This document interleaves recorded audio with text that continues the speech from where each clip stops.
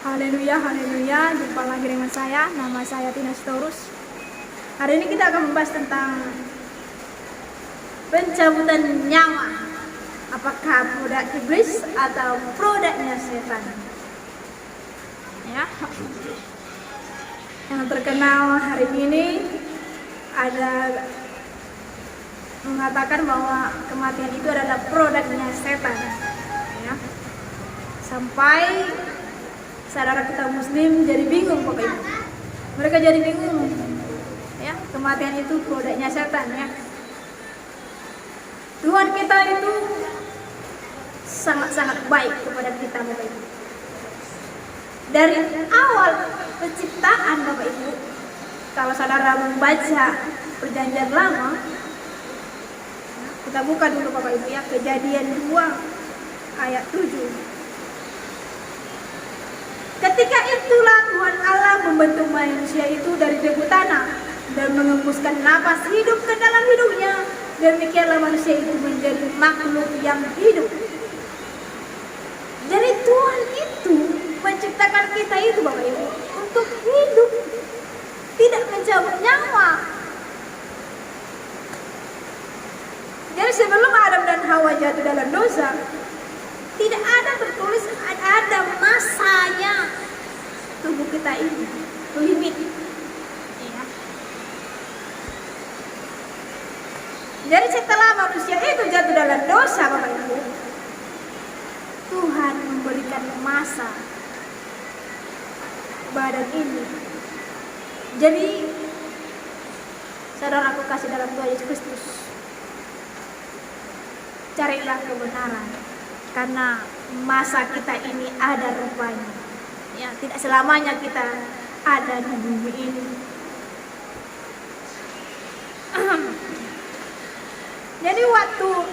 Jadi ada firman Tuhan, jadi ada yang kasih komentar seperti ini. Kan ada firman Tuhan Kejadian 2 ayat 17 yang berbicara seperti ini Bapak Ibu. Tetapi pohon pengetahuan tentang yang baik dan yang jahat itu janganlah kau makan buahnya, sebab pada hari engkau memakannya pastilah engkau mati. Apakah ini Tuhan langsung membunuh Adam dan Hawa karena ada firman Tuhan ini Bapak Ibu? Tidak Bapak Ibu. Tuhan tidak membunuh mereka, mengambil nyawa mereka Bapak Ibu. Kita lihat, mari kita baca Kejadian 3 Bapak Ibu ya. Kita langsung lompat Kejadian 3 ayat 21. Waktu Adam dan Hawa memakan buah itu, Tuhan, kalau kita baca di Kejadian, Tuhan tidak ada ekspresi marah banget Bapak Ibu. Tapi Tuhan tanya baik-baik Bapak Ibu. Sekalipun manusia itu jatuh dalam dosa, Tuhan membuktikan pertama sekali kasih-Nya kepada manusia itu Bapak Ibu.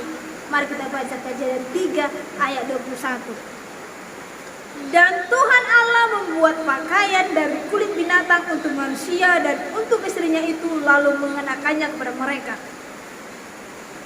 Berfirmanlah Tuhan Allah, sesungguhnya manusia itu telah menjadi seperti salah satu dari kita, tahu tentang yang baik dan yang jahat. Maka sekarang jangan sampai ia mengulurkan tangannya dan mengambil pula dari pohon kehidupan itu dan memakannya, sehingga ia hidup untuk selama-lamanya. Jadi Tuhan sudah memberikan di sini masa tubuh ini Bapak Ibu tidak hidup lagi selama-lamanya. Jadi pencabutan nyawa itu bukan produknya setan, tetapi kehendak Allah Bapak Ibu ya. Ya saudaraku, jangan berpikir bahwa setanlah yang mencabut nyawa saudara, sekalipun saudara bersekutu dengan setan. Contohlah orang tua saya ini perdukunan dan menumbalkan saya Bapak Ibu. Atau menyerahkan saya menjadi tumbal. Kalau saya percaya kepada Tuhan Yesus Kristus, setan tidak akan sanggup untuk membunuh saya, Bapak Ibu. Kenapa saya bilang? Karena saya berharga di mata Tuhan. Karena saya lebih berharga dari setan, Bapak Ibu. Jadi setan tidak berhak untuk kita. Setan tidak berhak untuk membunuh saudara, apalagi menyiksa saudara.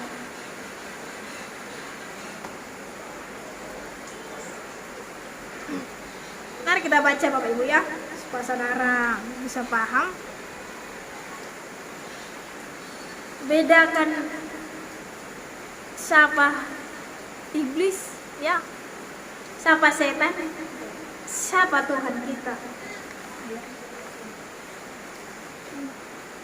Kita ini sama setan, sama-sama ciptaan Bapak Ibu.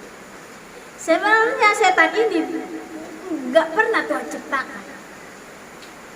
Awal-awalnya Tuhan menciptakan malaikat, tetapi karena malaikat bintang timur ini merancang kejahatan sehingga dia dibuang Tuhan, itulah namanya menjadi setan, Bapak Ibu. Jadi setan ini dengan kita adalah sama-sama. Jadi setan tidak berhak buat kita. Setan kerjanya menipu supaya saudara terperangkap. Ya, saudara jangan dengarkan film-film ya, dongeng-dongeng yang aneh-aneh Bapak Ibu, bahwa setanlah berhak untuk membunuh, mengambil nyawa saudara. Ya, sekali lagi saya katakan, iblis tidak bisa mencabut nyawa saudara, karena kita lebih mulia daripada iblis. Iblis itu Bapak Ibu terbuat dari pantulan, dari nyalakan api badai. Di Ibrani saudara baca ya. Kita ini lebih mulia daripada si setan. Kita ini bukan pantulan, tapi segambar dengan Allah. Sangat lengkap tadi yang kita baca itu Bapak Ibu. Ayat 22. Sesungguhnya manusia itu telah menjadi seperti salah satu dari kita. Wow. Ya. Tahu tentang yang baik dan yang jahat. Ya kan? Lengkap kan Bapak Ibu? Jadi kita lebih mulia daripada setan. Jadi setan tidak berhak kepada kita. Malahan kita lebih berhak menginjak-injak iblis.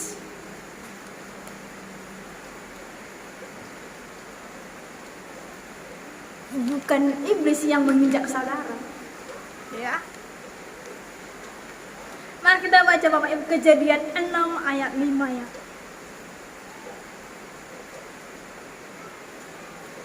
Ketika dilihat Tuhan bahwa kejahatan manusia besar di bumi dan bahwa segala kecenderungan hatinya selalu membuangkan kejahatan semata-mata, maka menyesallah Tuhan bahwa Ia telah menjadikan manusia di bumi dan hal itu memilukan hatinya.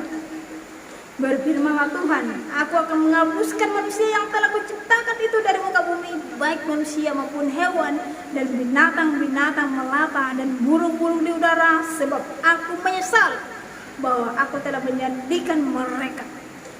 Tetapi Nuh mendapat kasih karunia di mata Tuhan. Jadi Tuhan nih yang menghapuskan semuanya Bapak Ibu. Mari kita baca lagi Bapak Ibu. Kejadian 7 ayat 23. Demikianlah dihapuskan Allah ke segala yang ada, segala yang di muka bumi, baik manusia maupun hewan, dan binatang melata, dan burung-burung di udara, sehingga semuanya itu dihapuskan dari atas bumi. Hanya Nuh yang tinggal hidup dan semua yang bersama-sama dengan dia dalam bahtera itu. Mari kita baca lagi Bapak Ibu, Kejadian 19. Kejadian 19 ayat 24 Bapak Ibu. Kemudian Tuhan menurunkan hujan belerang dan api atas Sodom dan Gomora, berasal dari Tuhan dari langit. Jadi tidak pernah berasal dari iblis, Bapak Ibu. Jadi Sodom Gomora hancur, Bapak Ibu, ya. Bukan iblis. Ya. Padahal iblis mengirimkan roh-roh jahat, roh perjinaan, supaya Sodom Gomora, orang-orang yang Sodom Gomora melakukan dosa perjinaan. Ya. Tetapi iblis tidak bisa mengambil nyawanya Sodom Gomora, Bapak Ibu. Siapa yang mengambil nyawa mereka, Bapak Ibu? Tuhan, Bapak Ibu, yang mengambil nyawa mereka. Mari kita baca lagi, Bapak Ibu. Bilangan 21. Bilangan 21 ayat 5, Bapak Ibu, ya. Lalu mereka berkata-kata melawan Allah dan Musa, "Mengapa kamu memimpin kami keluar dari Mesir supaya kami mati di padang gurun ini? Sebab di sini tidak ada roti dan tidak ada air, dan akan makanan hambar ini kami telah muak." Kita baca lagi, Bapak Ibu, 1 Korintus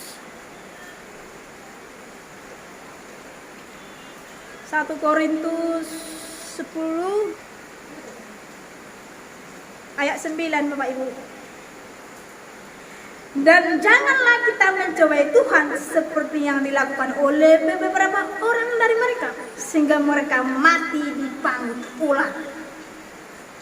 Jadi orang Israel, Bapak Ibu, sebagian yang ada di padang gurun dipatuk oleh orang, dipagut oleh ular, Bapak Ibu. Apakah itu ularnya datang dari iblis? Tuhan bisa memakai caranya, Bapak Ibu, untuk mengambil nyawa saudara kalau saudara tidak berjalan di jalannya Tuhan. Bukan iblis, ya.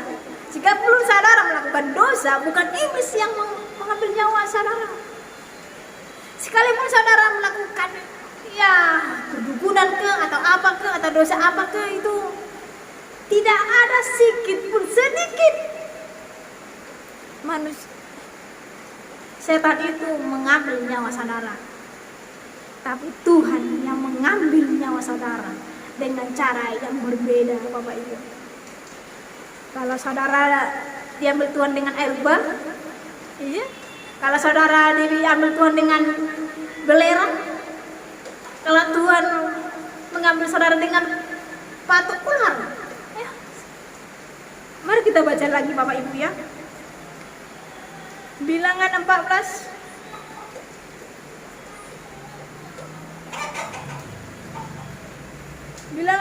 ayat 37.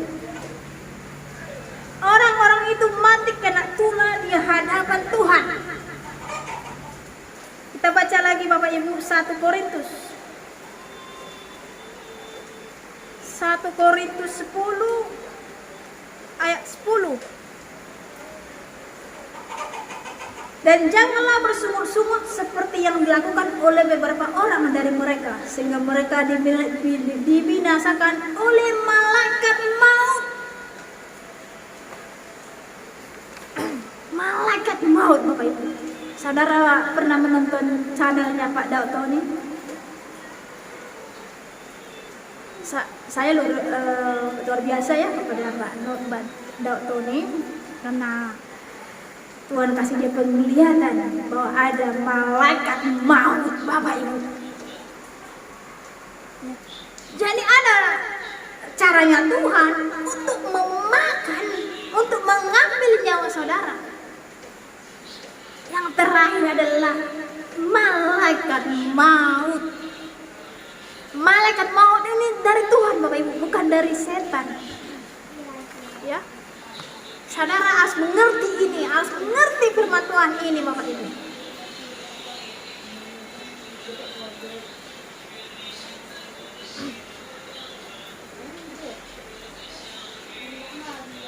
Jadi waktu Pak Daud Tony bersaksi tentang malaikat maut itu, begitu banyak apologet mengatakan sesat Pak Daud Tony. Padahal malaikat maut itu ada Bapak Ibu di Alkitab. Fungsi malaikat maut ini Bapak Ibu untuk membunuh orang-orang yang kehendak Tuhan ya, Tuhan. Tapi siapa yang dipilihnya itu Bapak Ibu, terserah dia ya Bapak Ibu ya.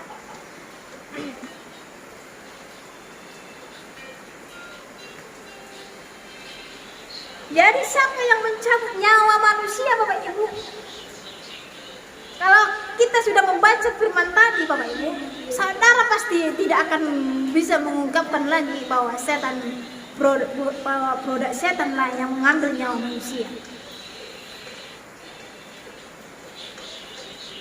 Jadi siapa yang mencabut nyawa manusia? Tuhan. Kalau saudara dekat dengan Tuhan, yang tadi kan orang-orang yang tidak taat dalam melakukan kebenaran, sehingga Tuhan datang untuk mencabut nyawanya. Contoh kisah siapa ya? Ada dua orang, siapa lupa pula. Ananias dan Safira. Siapa yang membunuh mereka Bapak Ibu? Apakah setan? Padahal setan membisikkan hati mereka supaya berbohong. Apakah setan mengambil nyawa mereka? Tidak Bapak Ibu. Ya. Itu tadi cara-caranya Tuhan mengambil nyawanya yang tidak jalan dalam kebenaran. Dan mari kita baca Bapak Ibu di 2 Raja-Raja.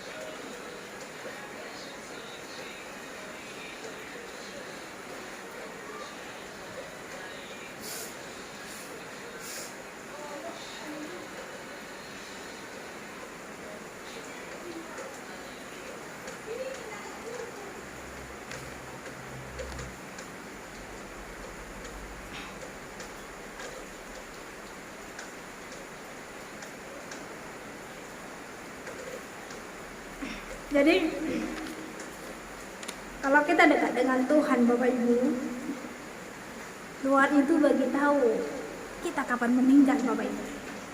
Seperti Raja Hizkia ya. Raja Hizkia itu Bapak Ibu, Tuhan menyuruh nabinya yaitu Yesaya Bapak Ibu ya, untuk menyampaikan kabar sukacita ini kepada Raja Hizkia supaya Hizkia mengetahui kapan dia meninggal Bapak Ibu ya.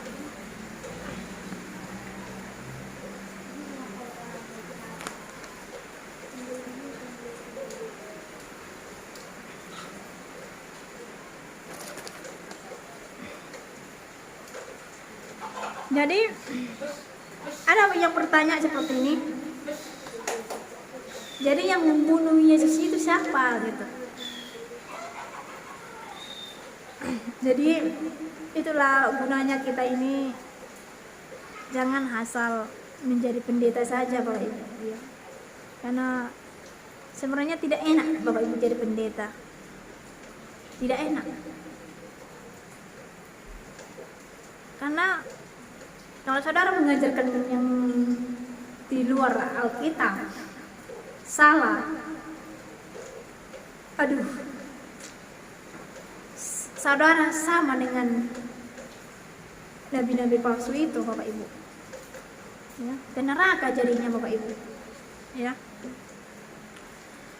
Lebih baik saudara menjadi jemaat saja daripada saudara menjadi penginjil tetapi memberitakan yang salah, daripada saudara nanti masuk neraka Bapak Ibu. Jadi siapa yang mencabut nyawanya Yesus Bapak Ibu? Karena ada yang bertanya saudara kita ini. Mari kita baca dulu Bapak Ibu Yohanes 10.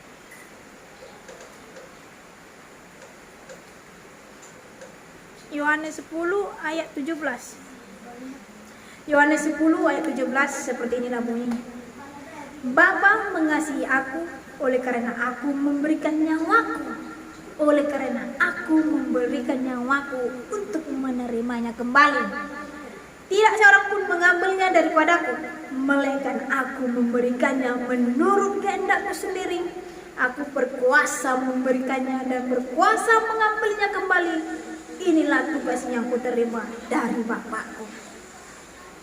Dari sini pun, wah luar biasa Bapak Ibu ya. Kalau saudara menjadi apologet atau seorang penginjil, yang paling utama itu Injil Yohanes. Karena Injil Yohanes Bapak Ibu sangat terang-terangan mengenai Tritunggal. Terang-terangan.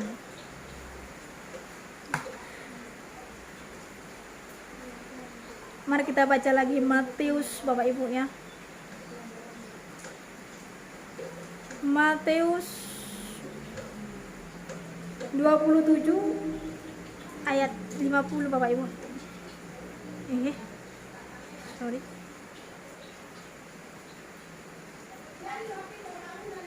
Yesus berseru pula dengan suara nyaring, lalu menyerahkan nyawanya. Jadi Yesus menyerahkan nyawanya Bapak Ibu. Jadi tidak ada yang mengambil nyawanya. Ya. Jelas, sangat jelas firman Tuhan yang berbicara. Soal kebangkitannya Bapak Ibu, mari kita baca soal kebangkitannya supaya saudara mengerti ya. Galatia 1 ayat 1. Dari Paulus seorang rasul, bukan karena manusia, juga bukan oleh seorang manusia, melainkan oleh Yesus Kristus dan Allah Bapa yang telah membangkitkan dia dari antara orang mati. Kita baca lagi Bapak Ibu Roma ya. Kita baca lagi Roma 8 ayat 11. Roma 8 ayat 11. Dan jika roh Dia yang telah membangkitkan Yesus dari antara orang mati diam di dalam kamu, maka Ia yang telah membangkitkan Kristus Yesus dari antara orang mati akan menghidupkan juga tubuhmu yang fana itu oleh rohnya yang diam di dalam kamu. Jelas Bapak Ibu, jelas ya, very clear. Mari kita baca lagi Bapak Ibu.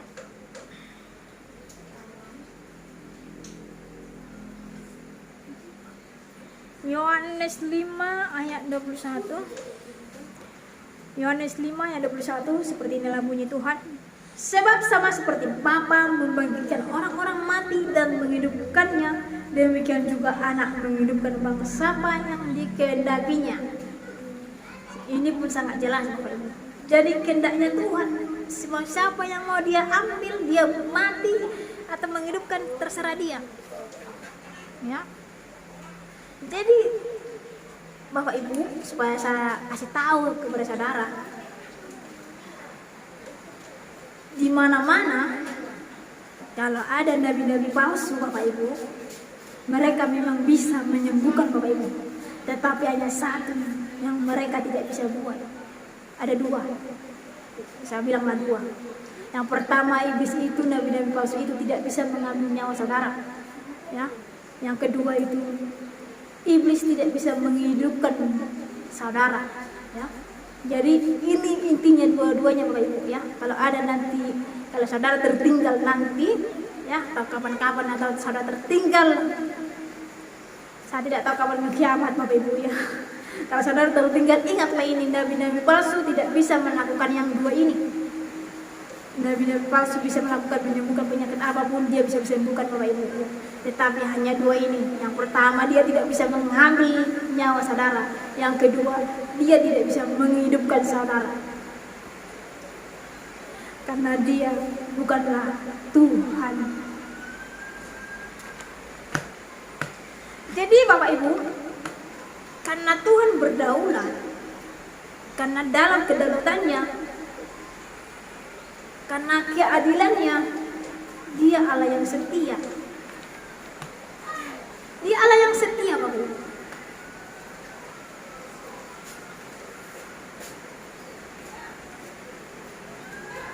Mari kita baca Ulangan 32 ayat 39. Lihatlah sekarang bahwa akulah dia. Tidak ada Allah kecuali aku. Akulah yang mematikan dan yang menghidupkan. Aku telah meremukkan tetapi akulah yang menyembuhkan.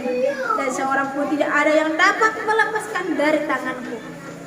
Luar biasa firman Tuhan Bapak Ibu ya. Mari kita lagi baca Bapak Ibu 1 Samuel 2 ayat 6. Tuhan mematikan dan menghidupkan. Ia menurunkan ke dalam dunia orang mati dan mengangkat dari sana. Jadi Bapak Ibu, orang yang mati di dalam Tuhan, Tuhan yang membangkitkannya Bapak Ibu. Dan orang yang mati di luar Tuhan, Tuhan yang membangkitkannya. Bukan iblis yang membangkitkannya dan membawanya ke tempat alam maut. Alam maut bukan neraka ya. Karena neraka itu nanti setelah kita dihakimi, setelah dunia sudah tidak ada lagi ya, bumi ini hangus ya. Jadi kita akan dihadiri, setelah dihadiri orang yang mati di luar Tuhan baru dicampakkan Tuhan ke neraka, dan orang yang mati di dalam Tuhan di tempat firdaus ya, di tempat surga. Jadi Bapak Ibu, hari ini sangat jelas bahwa Tuhan lah yang bisa menghidupkan dan mematikan semua manusia ya.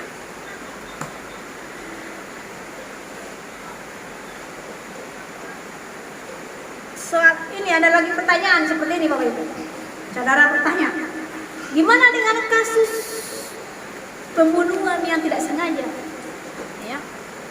Mari kita selesaikan ya, supaya saudara jangan bingung bagaimana nanti orang kalau sudah mati membunuh tidak sengaja. Mari kita baca dulu Keluaran Bapak Ibu ya. Keluaran 21 ayat 13. Seperti inilah bunyi Tuhan. Tetapi jika pembunuhan itu tidak disengaja, melainkan tangannya ditentukan Allah melakukan itu, maka aku akan menunjukkan bagimu suatu tempat kemana ia dapat lari. Mari kita baca lagi Bapak Ibu,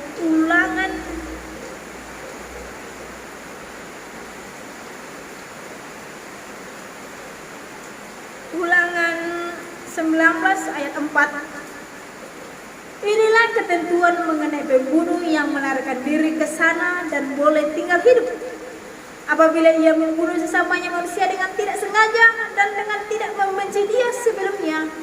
Misalnya apabila seseorang pergi ke hutan dan dengan temannya untuk membelah kayu, ketika tangannya mengayunkan kapak untuk menebang pohon kayu, mata kapak terlucut dari gaganya lalu mengenai temannya sehingga mati, maka ia boleh melarikan diri ke salah satu kota itu dan tinggal hidup. Maksudnya supaya jangan penuntut tebusan darah sementara hatinya panas dapat mengejar pembunuh itu, karena jauhnya perjalanan menangkapnya dan membunuhnya, padahal pembunuh itu tidak patut mendapat hukuman mati karena ia telah membenci dia sebelumnya. Jadi seperti ini kata firman Tuhan. Makanya kalau orang merancangkan kejahatan, merancangkan untuk membunuh Bapak Ibu, itu hukumannya hukuman mati. Darah menuntut Bapak Ibu. Tapi kalau pembunuhan yang tidak sengaja, darah, apa kata Tuhan sih, darah tidak menuntut Bapak Ibu. Contoh seperti Kain dan Habel. Darahnya Habel Bapak Ibu menuntut, berteriak.